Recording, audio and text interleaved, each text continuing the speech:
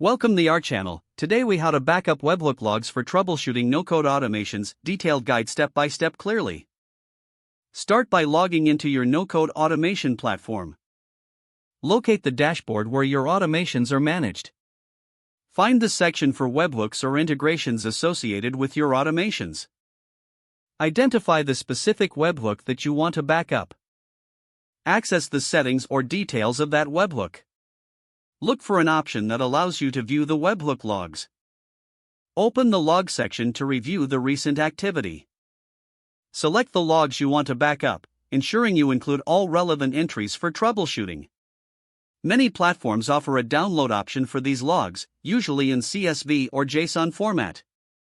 Click on the download button to save the logs to your device. If there is no direct download option, consider copying the log entries manually. Paste the copied logs into a text editor or spreadsheet application. Ensure that the format is clean and easy to read for future reference. Label the saved file clearly, including the webhook name and date for easy identification. Store the backup in a secure location, preferably in cloud storage for easy access. Periodically review and update your backup process as necessary. If your platform supports automation, consider setting up a scheduled log backup. This ensures that you always have the latest logs for troubleshooting. After completing these steps, you will have a reliable backup of your webhook logs. This will aid significantly in diagnosing issues with your no-code automations.